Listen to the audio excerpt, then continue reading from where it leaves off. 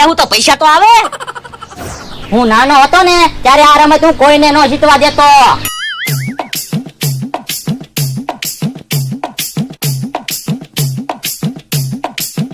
યો એક મામાની ગામડી થઈ ગઈ.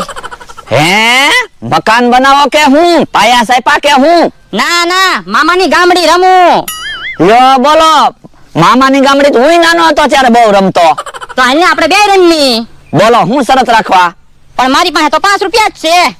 તમારી પાસે તો 5 રૂપિયા છે, મારી પાસે તો પૈસા જ નથી. તો પણ શરત રાખવા એમ કેતા તને શરમ ન લાગી? તો પણ હાવ એમ નામ રમત રમી તો ખોટે ખોટી 2 રોટલાની ભૂખ લાગશે. હા ઈ હાસુ. ભોળા દાદાને એને બોલાય એવું રમત રમવા. પણ આપણે હારી જાવું તો? અને જીતશું તો?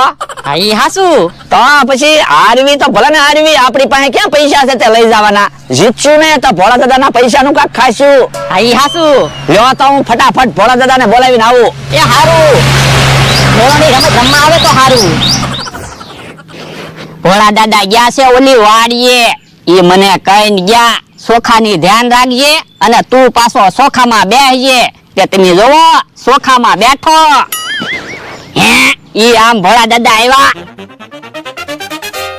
હે કેમ સોખામાં બેઠો? એ તમે તો સોખામાં બેહવાનું કીધું તું. મેં ક્યારે સોખામાં બેહવાનું કીધું? હવે તમે ઓલી વાડીએ ગયા ત્યારે તો તમે કીધું તું સોખાની ધ્યાન રાખજે અને તું પાછો સોખામાં બેસજે. હે ઓય બાપા અલ્યા સોખામાં બેસજે એમ નહોતું કીધું, સોખામાં બેસજે એમ કીધું તું. પણ હું સોખામાં તો બેઠો. અલ્યા એમ સોખામાં બેસજે એમ નહોતું કીધું, સોખી જગ્યામાં બેસજે એમ કીધું તું. એવું તમે નહોતા બોલ્યા હો, સોખી જગ્યામાં બેસજે. તમે એમ કીધું તું સોખાની ધ્યાન રાખજે અને તું પાછો સોખામાં બેસજે.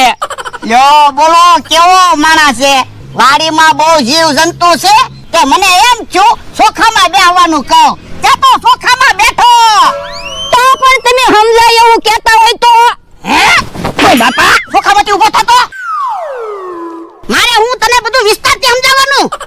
તો પણ હરખું કહેતા હોય તો મને સમજાય ને. ખાવાનું હોય ત્યારે તો ભારે સમજાઈ જાય. પેલા શાક ખાતો હોય પછી રોટલો ખાતો હોય સાસ ખાતો હોય તો કેમ પેલા રોટલો ખાન પછી શાક ખાન સાસ ખા? ખાવામાં તો ખબર પડે જ તે ને. ખાવામાં ખબર પડે, કામમાં કાઈ ખબર ના પડતી. એ તો તમે બોલો એવું એટલે મને ના સમજાતું. મને તો એવું લાગે તમે મને ગાંડો કરી દેહો.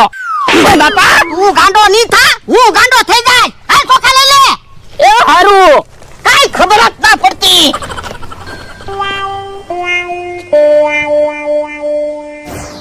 કાઈ ખબર જ ના પડતી ને. હાવ ગધેડા જો